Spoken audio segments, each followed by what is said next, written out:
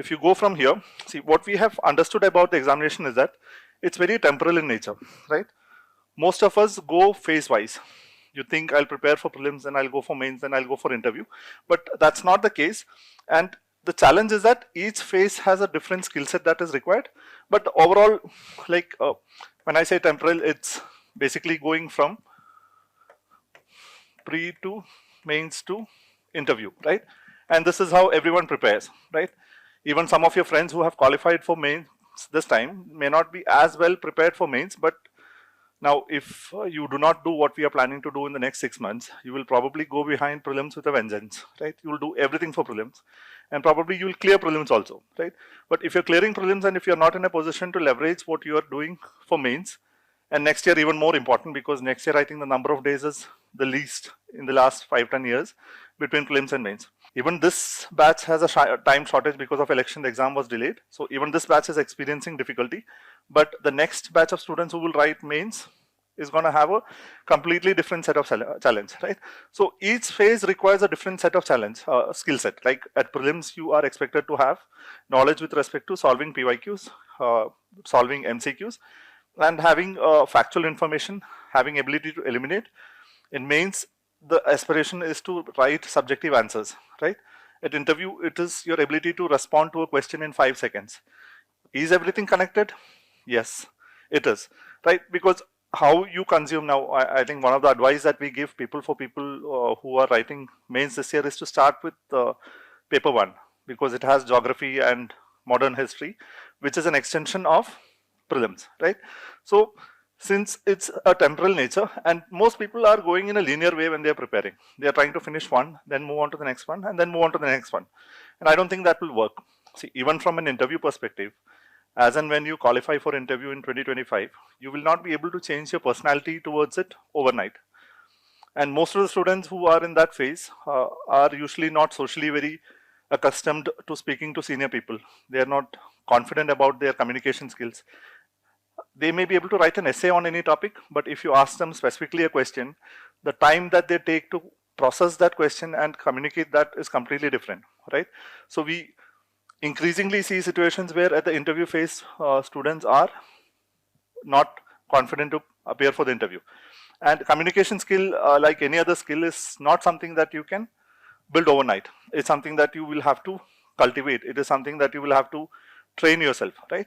So it's not a linear thing. It is a non-linear approach that we have gone for. So if you have looked at our schedule also, we have gone from prelims oriented, prelims mains overlapping topics, to mains exclusive topics, to prelims intensive topics, to prelims testing, and then mains intensive testing, right? This is how we are doing, right?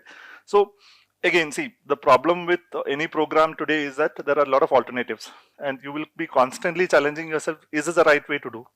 Is this the only way to do? And you will always have a roommate or a friend who's doing something else, and you will be always thinking that, I should do that, right? And I think students to a certain extent in these years have become more of people who are hunting for strategy rather than implementing strategies, right?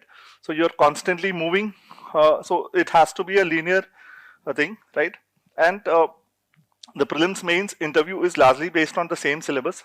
If you are getting interview oriented questions, IR oriented questions in interview, you're likely to get IR oriented questions in mains, and you're likely to get IR oriented questions in prelims as well. So it's a continuity that we are seeing, and that will require you to go in that way, right? So rather than going at one stage at a time, we will go with a comprehensive integrated approach, and that's what AIM is designed for, right?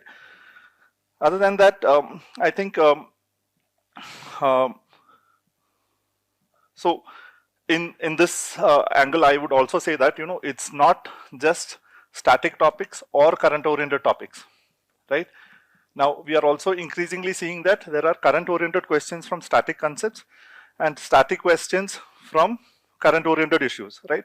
So you will have to integrate your current affairs in such a way that while you're preparing a particular concept, you're not just preparing that particular static part, but also integrating the current. Now, from an answer writing perspective, we always suggest that the best way to start an answer is to give a context, right? Why is this question important?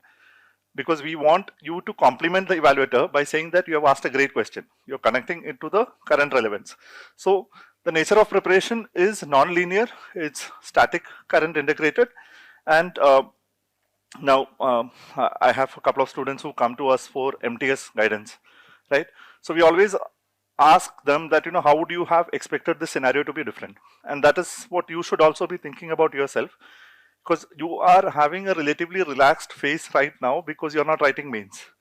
If you were writing mains, I am sure that you are not completely ready with your notes, or completely ready with an approach to answer writing, or completely ready with value addition notes. So we will always have to plan for that time, right?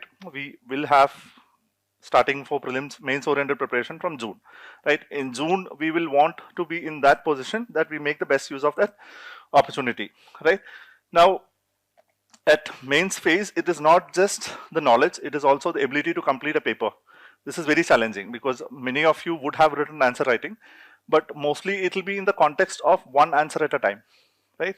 And the moment you start writing a half paper or a full paper, most of you may have to take 3.5, 4, 4.5, even 5 hours. So how do you go from 5 hours to 3 hours? It doesn't happen overnight. You're not going to magically improve your speed. You're not going to magically improve your content. It's going to get consolidated. It's going to go through multiple iterations, right? Now, this is where AIM, the way we have designed, is micro target oriented, right? We have daily targets. I'll come to that part, right?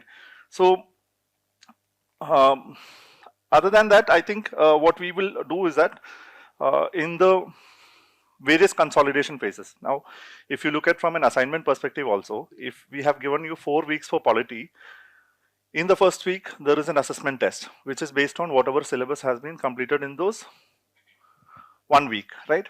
Now, I think you have to think of it this way, right? If you are taking 45 minutes to 1 hour to write one question, the time to revise that is 5 to 10 minutes. So your task of whatever you're doing in 25 to 30 hours across a week will be revisable in 2 to 3 hours, right? So our idea is to break a task which is what do you call, taking you 25 hours per week, multiply that by what, 30 weeks across the next so many months, and then we will reduce the amount of time that you require to revise that significantly less.